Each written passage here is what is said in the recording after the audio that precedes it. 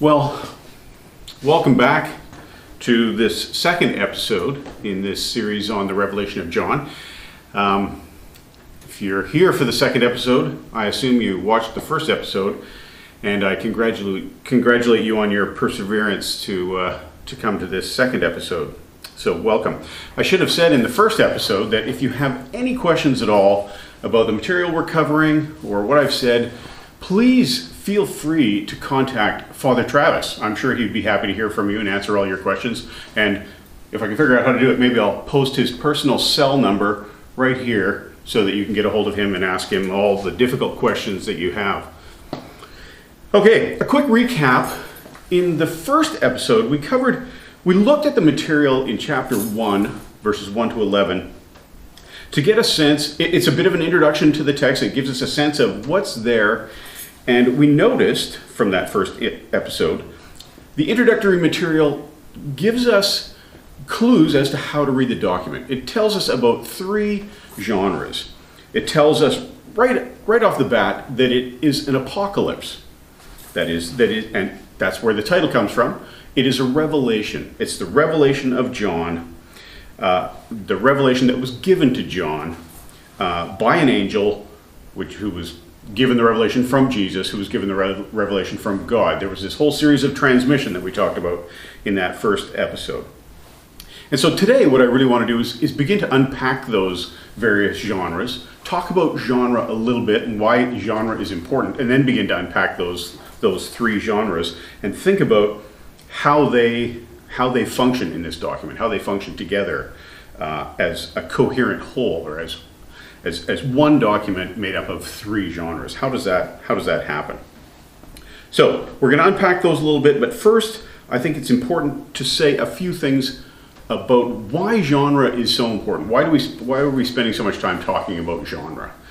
And I think Paul Thiel did the same thing at the beginning of his Genesis talk. I mean, he was talking about ultimately putting the text of the first 11 chapters of Genesis into their proper position, literarily speaking, that it's worldview literature, really. It's not a scientific textbook. And we need to do the same for every document that we approach in our canon. So, without further ado, let's talk about genre a little bit.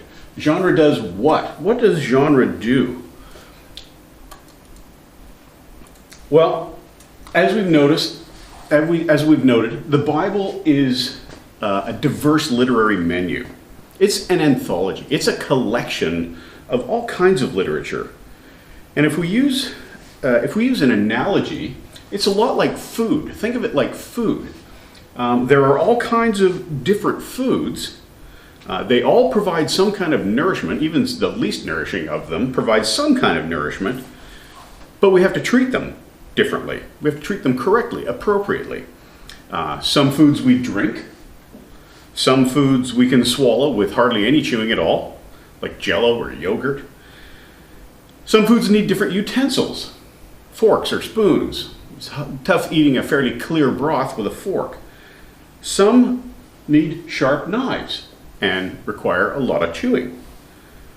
Literature is the same way. We need to treat literature appropriately to extract the value from it.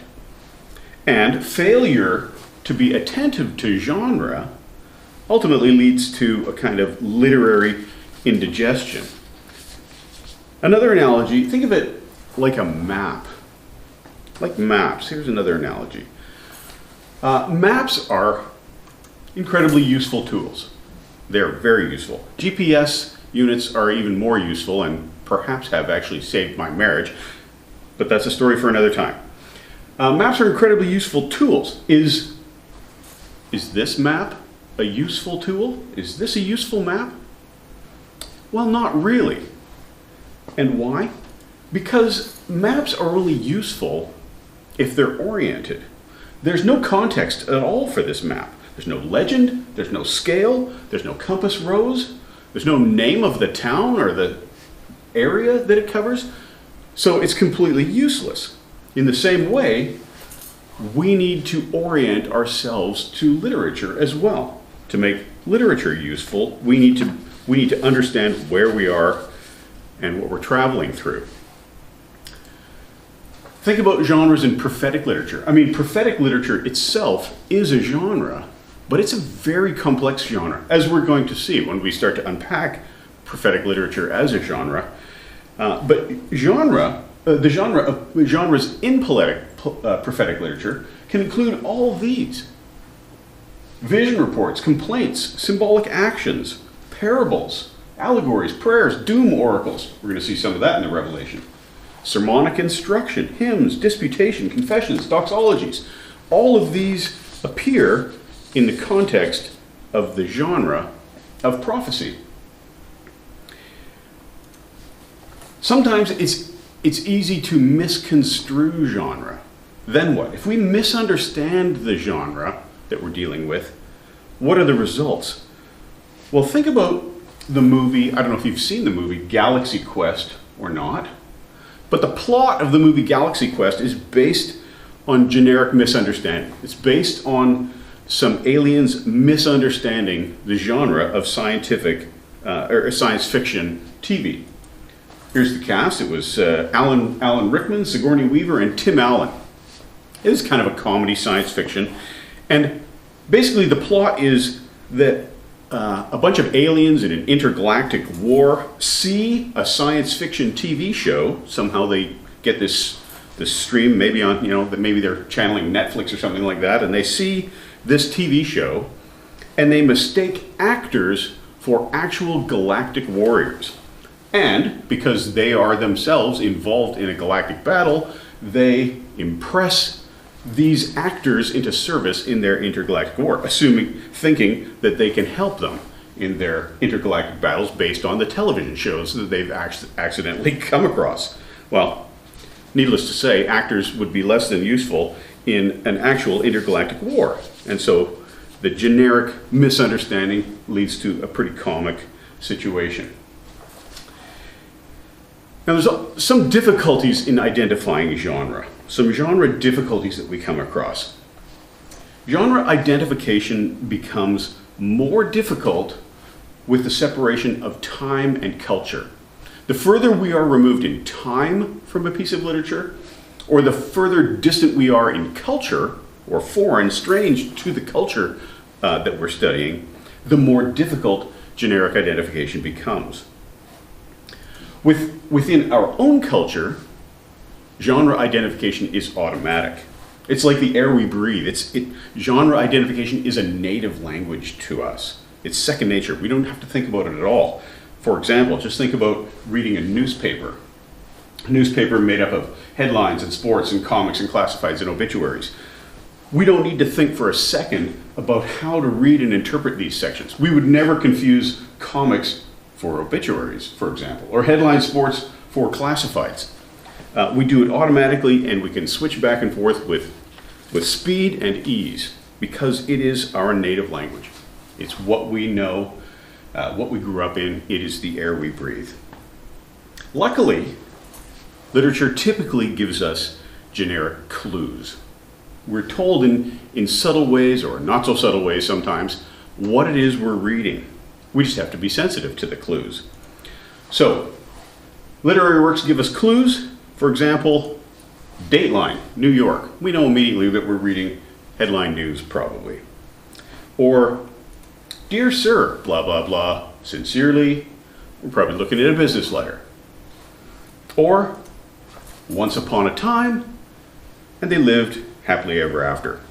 We're reading a fairy tale, maybe a feminist fairy tale that actually tells us more about how to interpret Genesis than the fairy tale.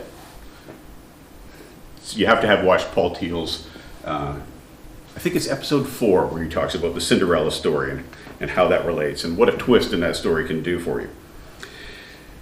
Okay, so if we aren't knowledgeable and sensitive to genre, or if we're careless in our approach to a piece of literature, we end up approaching that piece of literature with an erroneous set of expectations. We might expect something from the literature that it's not going to give us. In the same way that those aliens approached that science fiction TV show with an erroneous set of expectations. They expected that it was actually true and that these actors could help them in their intergalactic war, which couldn't have been further from the truth.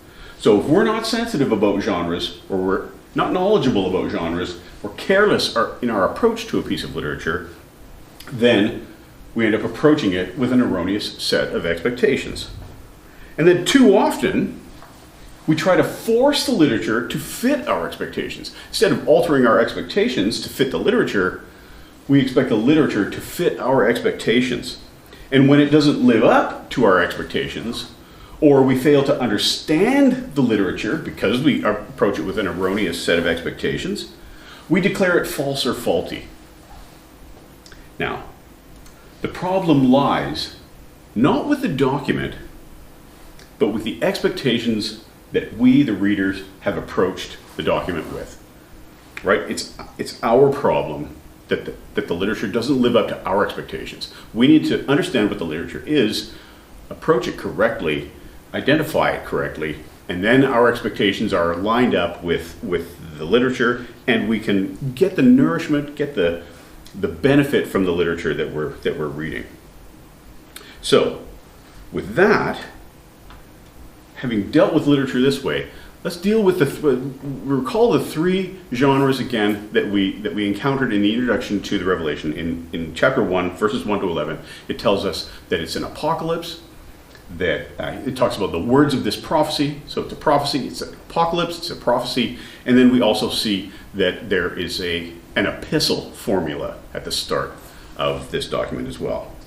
So we're not going to deal with it in that order, though. I think I'm going to deal with those in reverse order. So we'll start with epistle because it's the most familiar, and then we'll move to prophecy because it's probably the next most familiar, and then we'll talk about apocalyptic literature because it's probably the least familiar of them all. So we'll jump in and look at these various genres in order.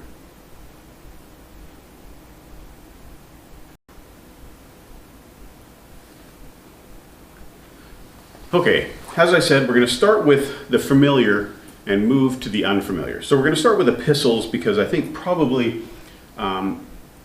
people are most familiar with epistles. We're familiar with the epistles of Paul, especially in the New Testament, and so we'll move from what we know the best to what we know the least.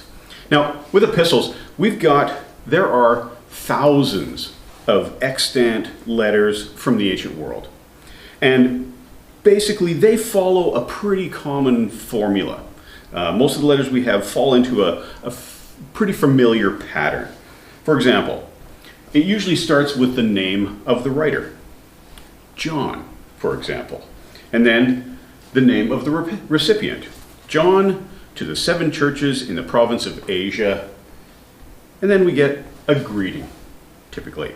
Grace and peace to you. We talked about that greeting the other day, that it was a greeting that was familiar to Greek people and Jewish people. John to the 7 churches in the province of Asia, grace and peace to you. And then a prayer wish, or a thanksgiving, or a doxology. In our case, we have a doxology to Jesus, to him who freed us, who loves us, who made us to be a kingdom and priests, to serve his God. Be glory and honor and power forever and ever. Amen. That kind of thing. That doxology moment in there. And then we get to the body of the letter. In our case, when we're dealing with the Revelation, well, that's about 21 and a half chapters worth of material. It's quite a bit of stuff. And then it comes to final greeting and farewell. The grace of the Lord Jesus be with God's people. Amen. You'll notice actually in Revelation, if you turn to the very end, it looks like there are 2 endings. But really, one ends the body of the document, and then right away it ends with a farewell, a final greeting and farewell. And it looks like there's a bit of a double ending there, but it's because we have the text inside of a letter formula. Now, in terms of epistles, when we're talking about epistles, I think one of the most important things to remember is that epistles are occasional documents. That doesn't mean that they popped up every once in a while. That's not what it means. This speaks to the character or the nature of the document. That is, they were occasioned or called forth by some special circumstance. some demand or some exigence. There was something that prompted the writer to write. Something, and it was usually, when we're looking at the New Testament, like Pauline epistles and so on, it was usually some behavioral problem or some issue that had arisen in a church that Paul was writing to address. Right? What is the problem going on in this church? He's putting out fires all over the place with his letters. So, epistles are written out of the context of the author.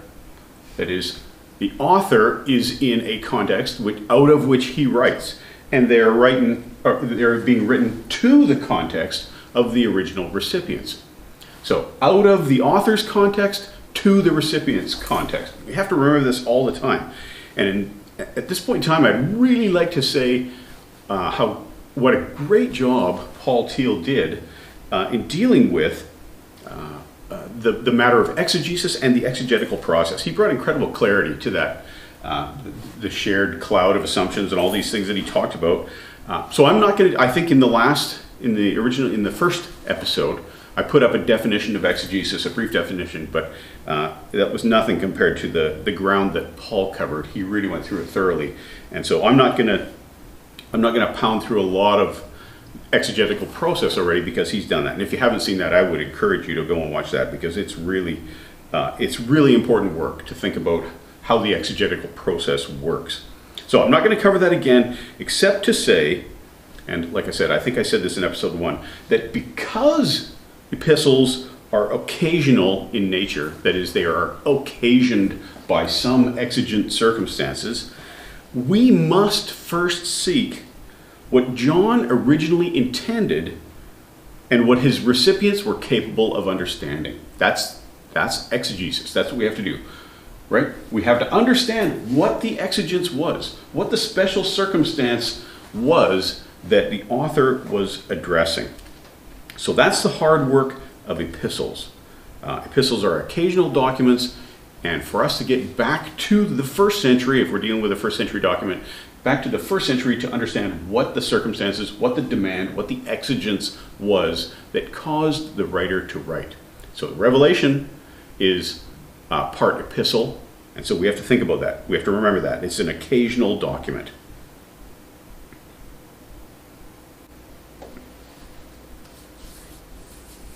Okay, the second genre we're going to deal with is prophecy. Probably the second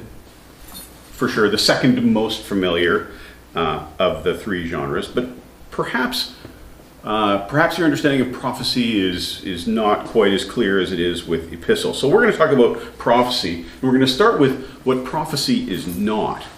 What prophecy is not. Prophecy is not primarily fortune telling or future telling. The future that prophecy addresses is typically the very near future. The very near future. Prophecy is also not narrative. Prophecy is not narrative. It's not telling a story. Prophecy is not the biography of the prophet. Now, you may be thinking by this point in time, not narrative, not biography of the prophet. You may be thinking, well, wait a second, what about Jonah? Well, there's a classic instance, I think, where we need to think more carefully about genre. Boy, and much as I'd like to, I am not going to travel down that rabbit trail. Like I said, as much as I'd like to. I'd love to talk about Jonah and the genre of Jonah, because I think that's one of the most misunderstood prophecies that we have in the Book of the 12, for sure, because it is these things. It is telling a story, and it is about the prophet, and that doesn't line up with any of the other any other documents in the Book of the 12 in the minor prophets. So, prophecy is not primarily fortune telling or future telling. The future that they address is typically the very near future. It's not narrative. It's not biography of the prophet, and finally, it's not the words of the prophet, right? And that's why we hear so often, "Thus saith the Lord." It's not about what the prophet thinks. It's not the prophet's opinion. Okay. So, Oh, I should also say when we talk about it's not primarily fortune telling or future telling, that it's near future. There are certainly some more distant future predictions about the eschatos, the end of things, sort of general statements regarding the end of time, and that's like I say, they're more general. Ezekiel picturing the gathering of God's people and things like that. They're general sort of end of time pictures. New Testament authors oftentimes reinterpret Old Testament prophecies to point to some kind of a messianic truth, and that practice, when a New Testament author picks up an Old Testament prophecy and makes it apply to the Messiah, makes it apply to Jesus. What scholars call that is sensus plenior, which is Latin for the fuller sense. And basically they can do that because they're inspired biblical authors. The Holy Spirit has inspired them to understand a prophecy in a fuller sense. But that kind of thing is not really open to us. That would be sort of heretical if we were kind of adding to the canon by reinterpreting Old Testament prophecies in a new way. That sort of sensus plenior was okay for New Testament authors, but probably we shouldn't be doing that. So then, if that's everything that prophecy is not, what is prophecy? Well, prophecy is primarily covenant enforcement. Covenant enforcement. We know that God established a covenant with his people. And if you haven't spent much time tracing or looking at the covenant, I strongly encourage you to do that. Spend some time understanding the covenant, because essentially everything that happens after God makes his covenant with Abraham is about again, Paul Thiel showed that rise and fall of the fortunes of the Jewish people, and their rise and fall was in relationship to the covenant, basically, where all those high points and low points are their relationship to God and how they are following the covenant. Are they being obedient to the covenant? So we know that God established a covenant with his people, and within this covenant there were responsibilities on both sides. The covenant provided a means to ensure that those responsibilities were being met. Right built into the covenant were methods to make sure the covenant was being kept. There was positive enforcement of the covenant, which they called blessing. Blessings for following the covenant. And there were negative enforcements called cursing. If you departed from the covenant, it was trouble. So, prophecy includes then both positive and negative. Prophecy is both good news and bad news. If you were following the covenant, if you were being obedient to the covenant, it was good news. It included blessings for you if you were following the covenant. But bad news if you were breaking the covenant. Now we're talking about nationally here, the nation of Israel. Not so much individuals, but collectively as a nation, they were blessed or ran into serious problems depending on their obedience and disobedience to the covenant they had with God. Like I say, if you haven't traced the covenant very much, I would strongly encourage you to look into the covenant. So, prophecy is covenant enforcement, and it's God's message, not the prophet's opinion. We talked about that in the last one, what it's not. It's not the prophet's words, it's God's words. And like I said, that's why you hear so often, "Thus saith the Lord," because they're not the prophet's words, they're God's words. Or sometimes we hear, "These are the words of him." We're going to hear that 7 times when we look at the oracles to the 7 churches. That's right. I'm very deliberately calling them the oracles to the 7 churches, because I think in terms of the revelation of John chapter 2 and 3 are some of the most prophetic passages of the whole document. So I'm not calling them the letters to the 7 churches, and we'll talk about why that is. So prophecy is God's message, not the prophet's opinion. And that's why you hear so often, "Thus saith the Lord," or "These are the words of him," in case of the revelation. Prophecy is completely unoriginal. That is, its content is completely unoriginal. We said this already. Prophecy is covenant enforcement. That's what it is, all the time. It's unoriginal. Its content is unoriginal. And that's the one way you can tell a false prophet from a true prophet. Is it about covenant enforcement? Is it calling God's people back into obedient relationship? Because that's what prophecy did. It's just covenant enforcement. It's just repeating what has already been set up, what's already been established in the covenant, right? Reminding people of their covenant obligations and where they're failing those covenant obligations. Now, notice, again, with prophecy, just like with epistle, prophecy, prophets spoke prophecy. Prophecy originated out of exigent circumstances. It was not following what had been set up. When Israel fell away from the established covenant, when they disobeyed the covenant, then a prophet would come and speak God's words to them. So again, just like epistles, prophecies are occasional. There's a reason. There are exigent circumstances for prophecy coming up. Departing from the covenant, broken relationship, and so the prophets come and call for behavior that is in keeping with the covenant, that brings God's people back into relationship with God. So exigent circumstances, again, is what is important to understand. Now, the content of prophecy is unoriginal, but the form is certainly not. The form of prophecy was very original. So the content was unoriginal, it was covenant enforcement, but the form of prophecy was very original, which makes sense. Think about it. If you had to keep saying the same things over and over and over again, you'd work at some way to make people listen, to get people's attention. We know, advertisers do that all the time. Advertisers work really hard at this. Think how many years Coca-Cola has been around and how many times they've advertised their product. They're saying the same thing all the time. Drink our incredibly sweet and not nutritious at all drink. But they say it in all kinds of ways. Over the years, they've used all kinds of forms to advertise their product, to say the same thing, drink our product. And it's the same with the prophets. The prophets worked hard at getting people's attention because the message was the same. You're breaking the covenant. So, to us, prophecy may seem really strange to read. And there's good reason for that. It was not meant to be read. Prophecy was not meant to be read.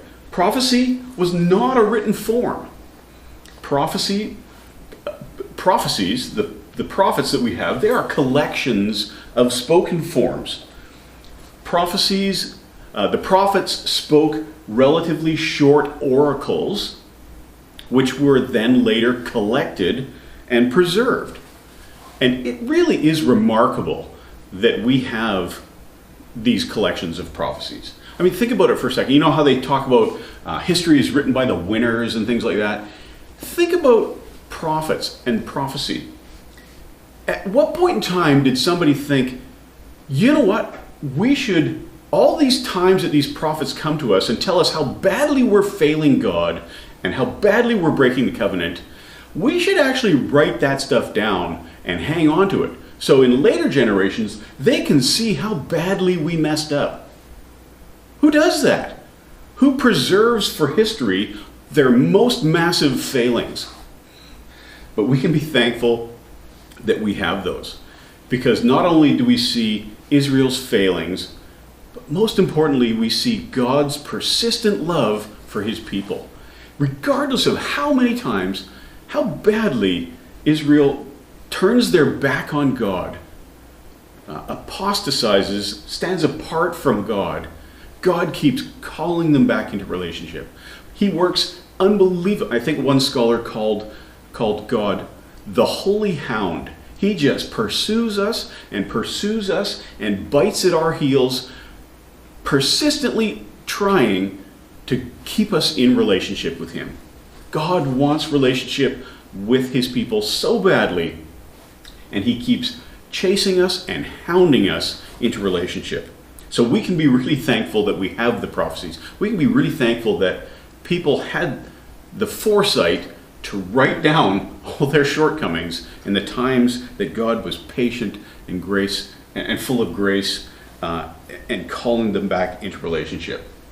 So, but back to our point here, prophecies were not written forms, they were spoken forms. They were spoken in relatively short oracles, and prophecy can be difficult to read sometimes because those short oracles were primarily poetry, which again makes good sense because poetry, just like song lyrics and things like that, poetry is memorable. It hangs around, and prophets wanted people to remember their words. And so poetry is a form that was efficient for getting people's attention and for people to remember them. Now, having said that, as a literature teacher, I can tell you, with poetry comes lots of imagery and metaphors, powerful language, and sometimes not very comfortable powerful language. Sometimes the language we see is incredibly disturbing or violent. There's some brutal sexual imagery in some of the prophets. The language is pretty hard to deal with sometimes. But as readers of prophecy, we've always got to seek the purpose. Why was that image chosen? Why was that metaphor used? Why was this disturbing language chosen to convey the prophet's purpose? So we need to look at that. We need to keep that in mind all the time as well. So prophecy is not fortune telling, future telling. It's about the near future typically. It's talking about God's people, where they have departed from the covenant. And again, just like epistles, it's prompted by, it's spawned out of exigent circumstances. There is an occasion that calls it forward. The prophet is not just speaking randomly. There are some circumstances to which he is talking. And again, just like the exegesis we have to do with epistles and in Genesis, we have to bear that in mind. There is a circumstance, and we need to get ourselves back to hear how those people in that circumstance would have heard that prophecy.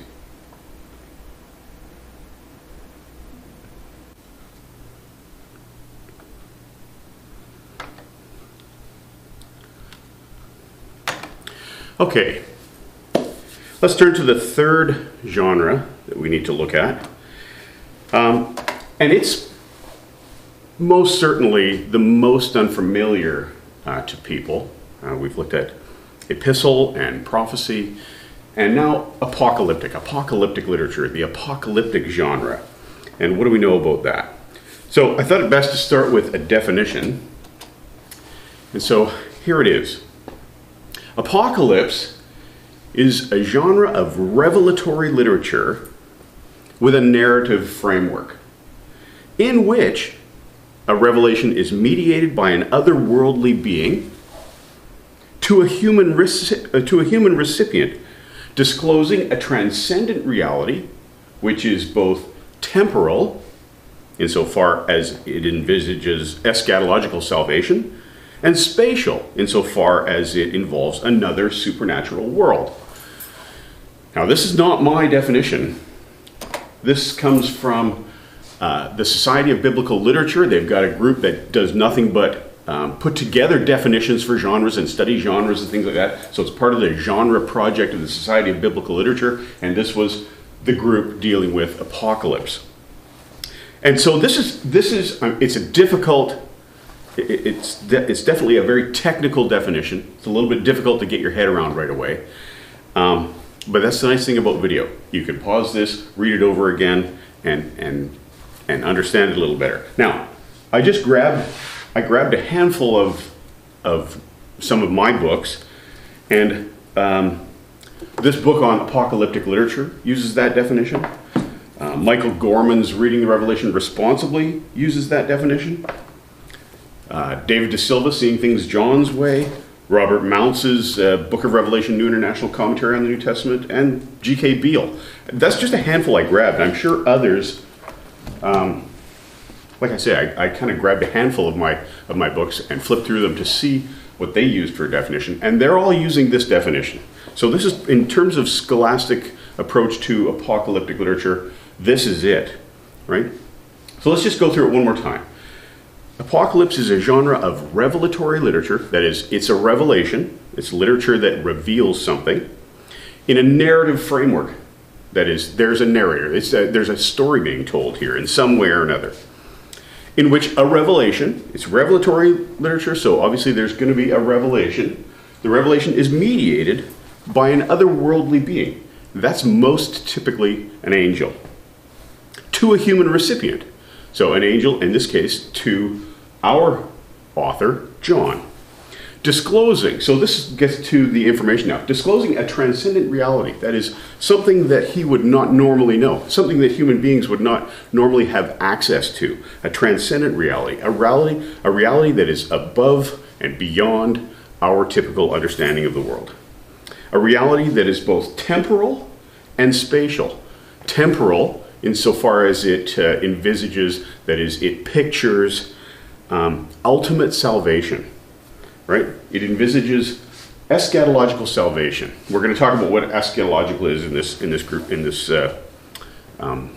look at Apocalypse as well. So it's temporal in that it pictures ultimate salvation, and it's spatial in that it goes between two worlds. Earth is involved, but it involves a supernatural world as well. Okay, so hopefully you've got your head around what apocalyptic literature looks like. Actually, I should pull this.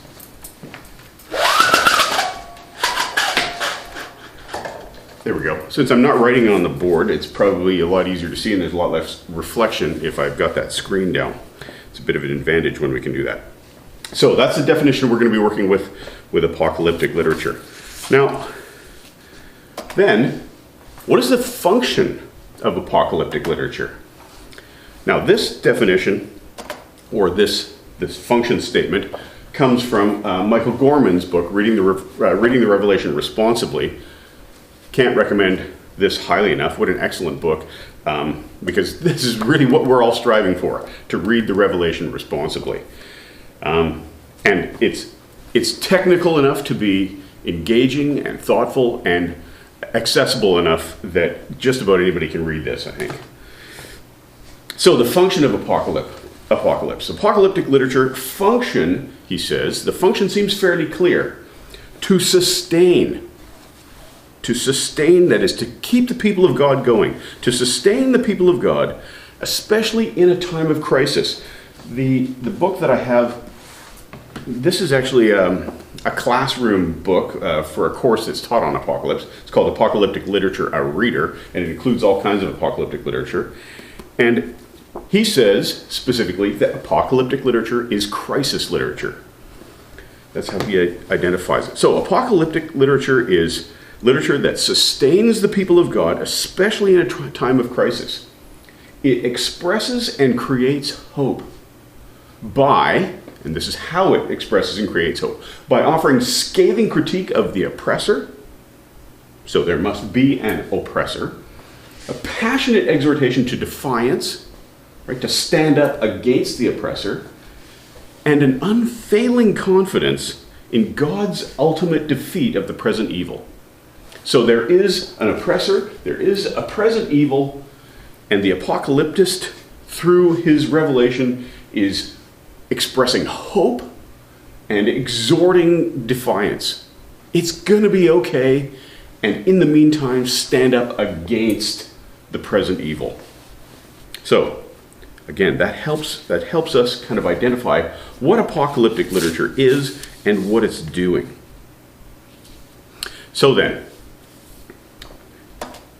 let's consider some of the features of apocalyptic literature. Now, it says apocalyptic literature in general because John's apocalypse, John's revelation, is going to depart in a couple of important ways from what typical apocalyptic literature looks like. And we'll talk about those when we get to them.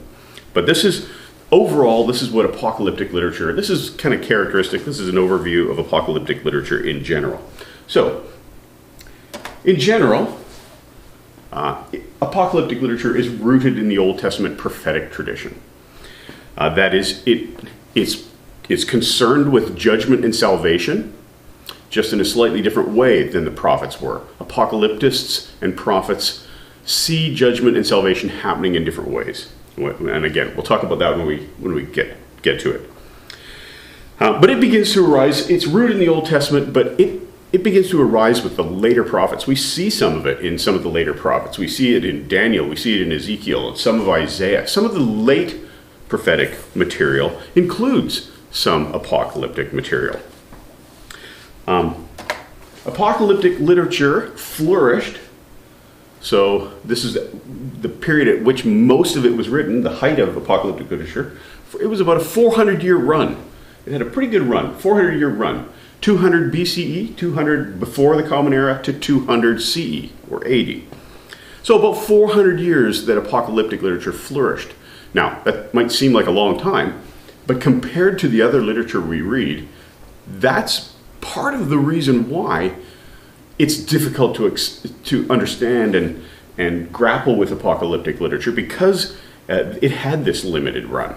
We don't have anything like it today. We haven't had anything like it for the last 1,800 years.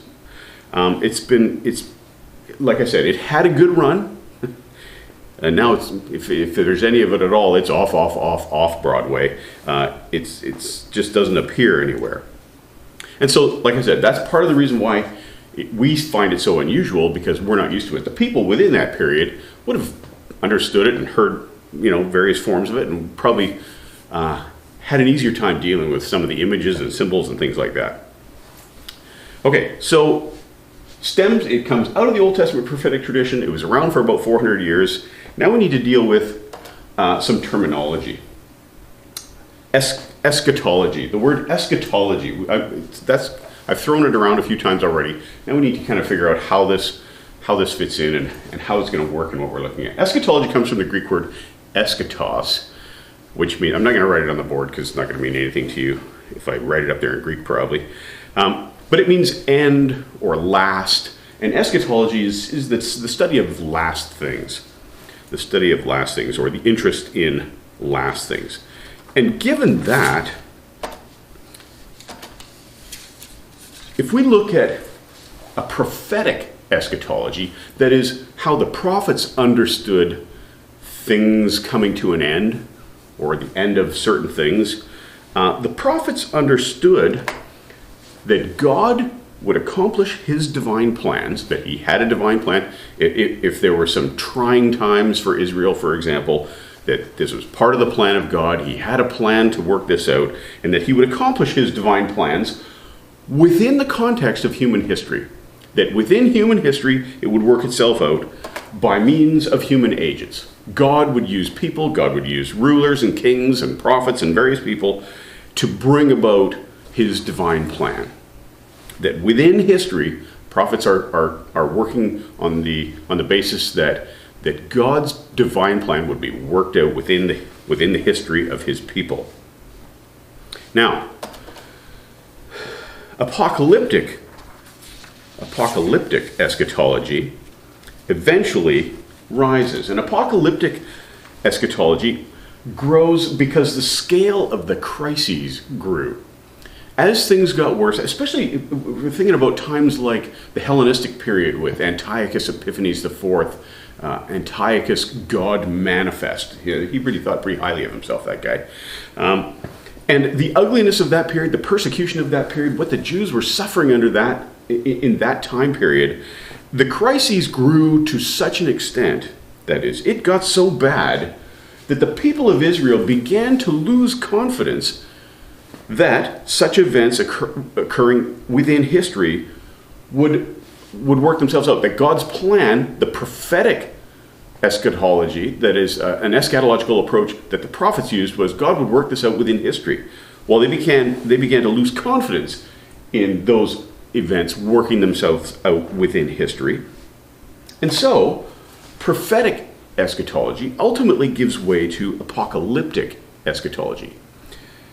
That is, the hope for a divine plan, that is, that God's plan would be worked out within history, shifts from this world and this age, or the prophet's world and the prophet's age. It shifts from it's going to happen within history to it's going to happen in another world and in another age. That is, apocalyptic eschatology finds its hope primarily in the future and outside of history. They believe that apocalyptic eschatology sees an end to this wicked, the world had got so bad, they believed, that apocalyptic eschatology sees an end to this wicked world, this wicked age, and the beginning of a new world and a new age. This is uncharacteristic of the prophets. They saw things happening within history. Apocalyptists, that's a hard word to say, apocalyptists, that is those who write apocalypse, they see the world, the age, coming to an end and something brand new being instituted. And the end and the beginning are not necessarily through the destruction of what exists, but a transformation, that God would transform what exists into something new. Sometimes it was through destruction, but not always. And that's important to how our worldview is established, is what kind of a worldview we develop as well. Paul Thiel talked about that as well in Genesis, subduing creation, and the idea that destroying creation would hasten the end of the world, and God would institute something new, and I think that's a bad premise. Okay, so the end, something new beginning, the end of the old, the beginning of the new. This is what apocalyptists see. Now, in terms of form and things like that, there is also a difference between apocalyptic literature and prophetic literature. That is, apocalyptic literature was a literary form from the beginning. Unlike prophecy and prophets, prophecy was spoken in the form of short poetic oracles that were later collected and written down. So that is, Isaiah didn't write a book called Isaiah. Isaiah spoke oracles. At a later time, people remembered those oracles, thought they were important enough to record, write down, and preserve. And so prophets, primarily, I mean, that's a bit of a generalization, but that's primarily the way prophecy worked. Prophets spoke oracles, they were later collected and written down. Not the case with apocalyptic literature. Apocalyptic literature was always a written form. Always a written form. It was primarily prose, not entirely. Oftentimes they borrow from, apocalyptists might borrow from Old Testament passages, and it might be poetic, but they're typically writing in prose. It is very, very carefully constructed and structured prose. That is, they are genuine writers, and they are taking serious care to structure and form the document that they're writing. So prophets were speakers, apocalyptists were writers. Okay, so that's another distinction between prophecy and apocalypse. So we have to remember that when we approach John's apocalypse as well, and realize that this was a written form. He spent time crafting this document. Things weren't just, he wasn't writing sort of off the cuff and hoping it would come out right. He took some time to craft this document. Okay, the material of apocalyptic. What are the features of apocalyptic literature? What does apocalyptic literature look like? What do we see in apocalyptic literature? And remember, I'm still talking about apocalyptic literature in general. There are going to be a couple of spots where John's revelation departs from what we see in terms of the material of apocalyptic. As we saw in the definition, apocalyptic literature is revelatory literature. That is, the author receives a divine revelation. It could be in the form of a dream or a vision. And it is mediated to the recipient by an otherworldly being, typically an angel. Sometimes it's a human guide, somebody from the underworld who has died ahead of time and gone back. Things like this is very different, but primarily it's with an angel. Now, secondly, the material of apocalyptic, it is cryptic and symbolic. And I talked about the irony of this when in the first episode, that given the name apocalypse and what remember the word apocalypse comes from the prefix apo and then the verb kalupto, which means to take the cover off or discover something, disclose something, reveal something. It's pretty ironic how cryptic and symbolic it is. But it's certainly, because of that 400-year run and that we have no literature like it, it's certainly more cryptic and symbolic more cryptic and hard to understand to us than it would have been to the first recipients. I'm sure there were some details that some people, even the original recipients, would have had to work pretty hard to understand, or maybe didn't understand at all. But I think it's definitely different in the 21st century to understand some of this material than it would have been in the first century. So to us, it seems more hidden than revealing. So it has this kind of ironic title, a revelation, a revealing. Anyway, the material, we see a lot of cryptic symbolic material, and it's sort of akin to a political cartoon. Apocalypse requires some understanding of symbols and images, right? Because in a political cartoon, if you look carefully at things, there are lots of little details that end up being quite symbolic. I was going to throw one up, but it's going to make this so dated. If I put one up there, it'll probably be something from the last month or two, and then by the time you're watching this, you'll think, what is that all about? Because political cartoons are very occasional as well. We've talked about occasional documents, and political cartoons are very occasional. That is, they arise out of exigent circumstances, and they're very pointed at an occasion or an exigence, a circumstance that has arisen in the world. So, like political cartoons, we've got to look through the apocalyptic literature that we're dealing with and understand, or try to understand, the images and symbols that are being used. And there's no question that this is the most difficult part of apocalyptic exegesis, to understand the symbols and images as the first recipients would have understood them. No question. And there's sometimes that we've just got to throw up our hands and say, we don't know. We don't know. Try and get a sense of the big picture and not get bogged down in a detail. Because some of them we do our best, but we can't tell. Now, the images that John uses, the difficulty of some of these images, the images that John uses, and that Apocalypse frequently uses, there are two forms. Apocalypse really uses a lot of images of fantasy images rather than reality images. It's not that there aren't real images, and I'll talk about what that means in a second. It's not that there aren't real images in apocalyptic literature, but apocalyptic literature, more than certainly prophetic literature and things like that, really likes to use fantasy images. Okay, let me explain what that means. An example of a real image. In Hosea 7, verse 8, Hosea uses a metaphor to describe Israel. It talks about Ephraim is a cake not turned.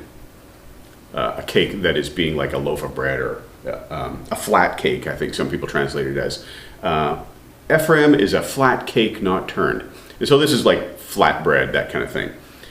That's a real image. Hosea is using a metaphor to compare Israel to bread.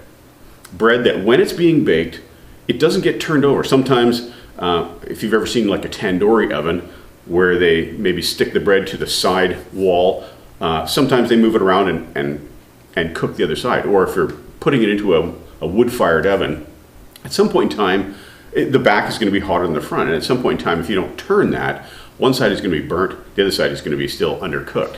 This is the point that Hosea is making. It's a metaphor comparing Israel to a cake that is pretty poor quality because it hasn't been turned. That's a real image. Certainly Israel is not a loaf of bread, but the metaphor makes sense to us because it's involving a real image, an image of reality. Israel compared to a cake. Compare an image, for example, from the Revelation, a woman clothed with the sun. That's not a real image. Clothing, we understand. Clothed with the sun, well, how does that work? You'd get a nice tan, wouldn't you? But yeah, that's just, or a beast with 7 heads and 10 horns. That's a fantasy image. Clothed with the sun, that's a fantasy image. A beast with 7 heads and 10 horns. Okay, Beasts, we understand. Cattle, oxen, things like that. A bear. We understand beasts. We understand heads. We understand horns. Sheep, cattle have horns. We understand that. But a beast with 7 heads and 10 horns is purely fantastical. The combination of those images it creates an image of fantasy, not an image of reality. So we don't get this. So that's part of the cryptic symbolic nature of things that apocalyptists love to use fantasy images rather than images of reality. All right, the next bit of material from apocalyptic is that apocalyptic material is formally stylized. That is, groupings come in really, I've got a lot here, so this gets a little smaller. I hope you can read it. Groupings come in really convenient, tidy packages. Time is divided into really neat round periods. There's a heavy reliance on the symbolic use of numbers. For example, 3, the number 3, represents the spiritual order, Father, Son, and Holy Spirit. There's also the opposite of this. This is the Holy Trinity. The Revelation also has the unholy Trinity, the dragon, the beast from the sea, and the beast from the land, that form sort of a parody of the Holy Trinity. The number 4 often typically represents the created order, above and below, land and sea. 4 corners of the earth. We see that in there as well. Again, we have to be sensitive to genre and what John is doing with these images. We are not flat earthers. At least I hope most of us aren't flat earthers. The earth doesn't have 4 corners, but this is a common cosmological sort of ancient world understanding to talk about the 4 corners of the earth. And so that's what we have. The 4, the created order. 7. I'm sure most of you are familiar with the fact that 7 is the perfect number. So it symbolizes perfect, something like the scroll with the 7 seals is perfectly sealed. It's completely sealed. So perfection, completion, fullness, that sort of thing. 10s and multiples of 10s. 10s, hundreds, thousands, 10,000s, myriads, things like that. Totality, typically. This is totality. It can be also short and long periods of time, depending on how it's used. But again, that's a nice round number. Here's a significant one, 12 and 24. When we have 12s, we have tribes and apostles. 24, the entirety of God's people, because tribes and apostles, 12 and 12 added together. So if we see 24, we're looking at God's people, the entirety of God's people from both covenants. By the way, testament and covenant, I'm not sure, I have to explain this to my kids a lot. The words testament and covenant mean the same thing. So if we talk about the Old Covenant, and we talk about readings from the Old Testament, that's the same thing. Covenant and testament are interchangeable words. So Old Covenant people and New Covenant people. The number 3.5 is a broken 7, right? Half of 7. And it frequently functions as a temporary time period or something that arises temporarily, something that is precarious or evil. It sort of functions it is approximately the time that Antiochus Epiphanes was really terrorizing Israel. And so it often has the function or the association of a period of national distress. So really bad. And we see it in various forms. 3.5 years, 1,260 days, we're going to see, which is 3.5 years, 42 months, again, same period. A time, times, and half a time. A time being a year. So a time is 1, times is 2, and a half a time is a half. So 3.5 years that way as well. And then, of course, multiples and repetitions of these numbers typically are intensification.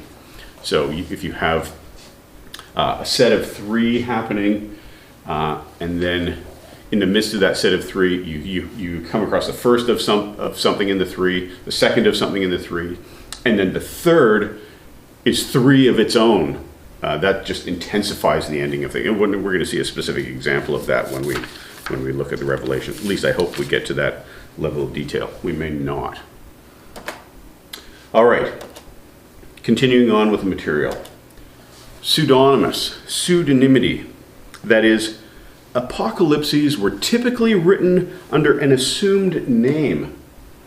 The human recipient of the revelation, that is the author, the person that is receiving the vision or the dream, the human recipient is normally presented as a hero of the past, some worthy person like Abraham or Enoch who walked with God, Daniel, Ezra, Adam, Elijah.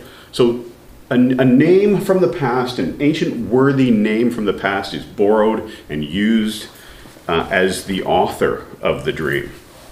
This pseudonymity, it's not particularly well understood, but we're going to see how this pairs with the next piece of apocalyptic material. So, in actual fact, the author is a contemporary of the intended recipients. That is, the author is a contemporary of his audience, and he is borrowing a name from the past. And this is what scholars call a literary fiction.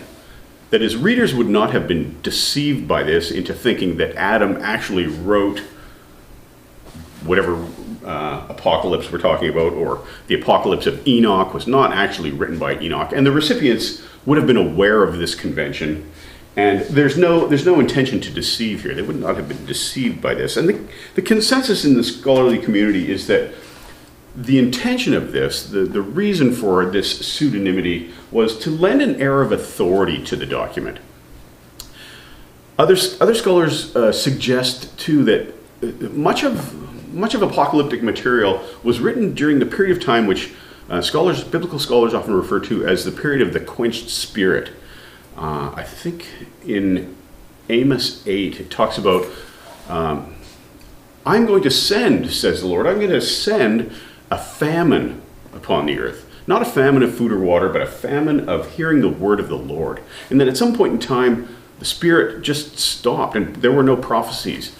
And there were prophecies around the time of Amos as well. It talked about, if somebody prophesies, they're going to be seen as a false prophet, and they'll be taken out and stoned, or terrible things will happen to them.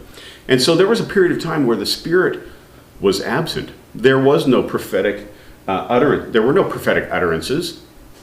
And so in some of these trying times when these apocalyptic pieces were written, instead of speaking in the name of the Lord to lend an air of authority to the document, they would speak in the name of an ancient worthy. And like I say, it's not intended to deceive.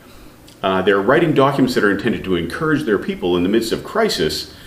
And not being able to say, "Thus saith the Lord," because the Spirit is not present. This was a way of sort of getting around that and writing something that could encourage their people. So that's one scholastic theory on why this kind of thing was chosen, why people chose to write pseudonymously and adopt a false name.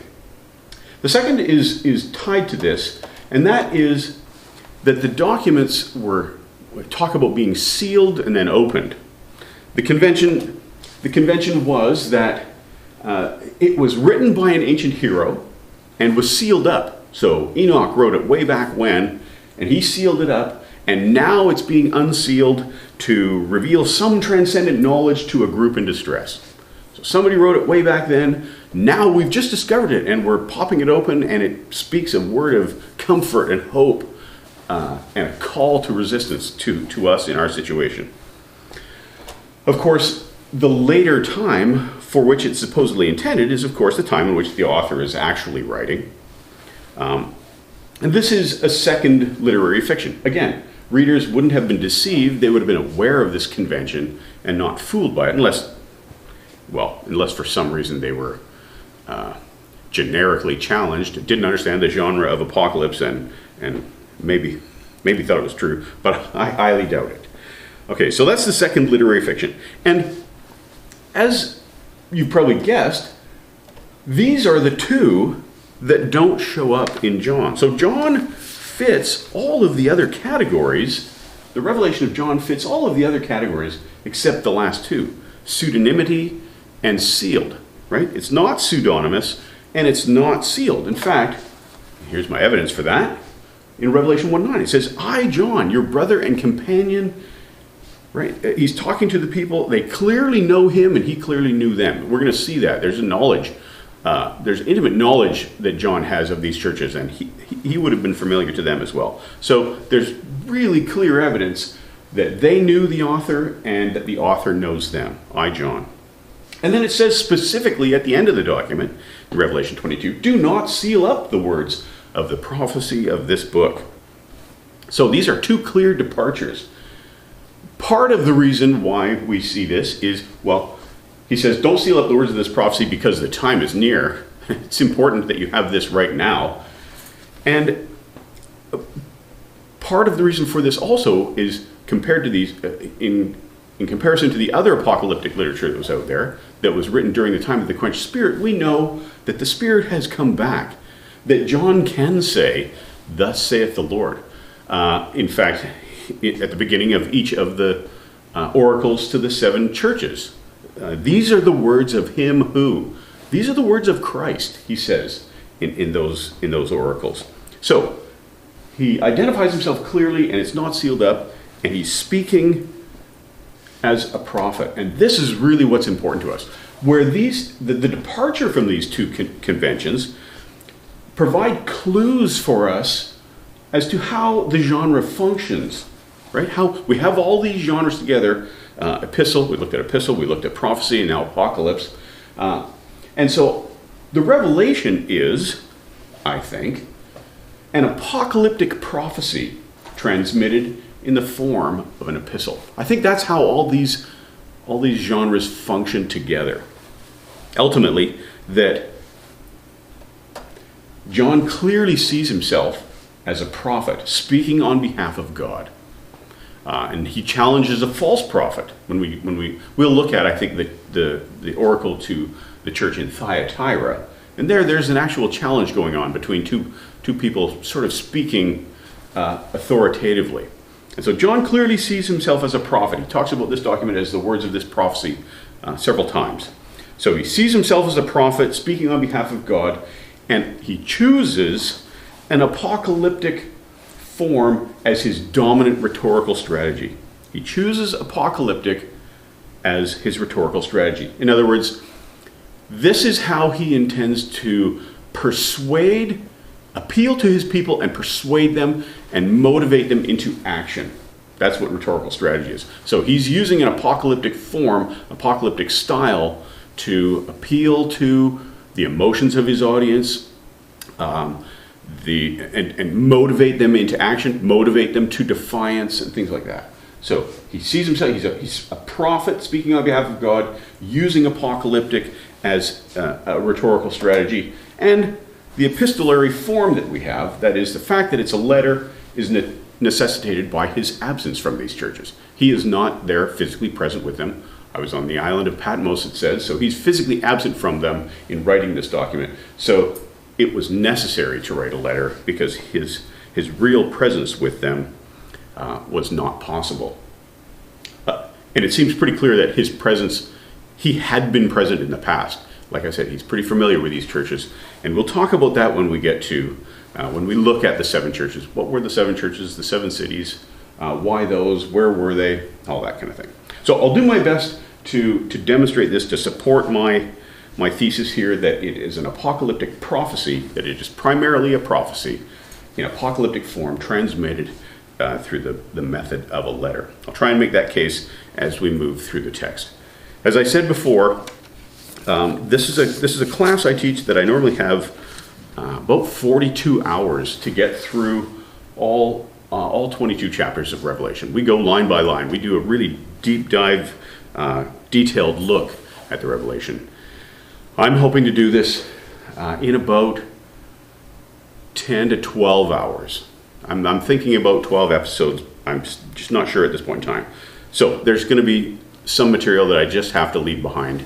But my goal is to give a general sense, a general overview of the Revelation, how it functions, and what its message really is to Christians of the first century, and how it can, in the end, once we've done this hard work, how it can be seen and appreciated and applied by the church today. Thanks for joining me. Stay tuned for episode 3.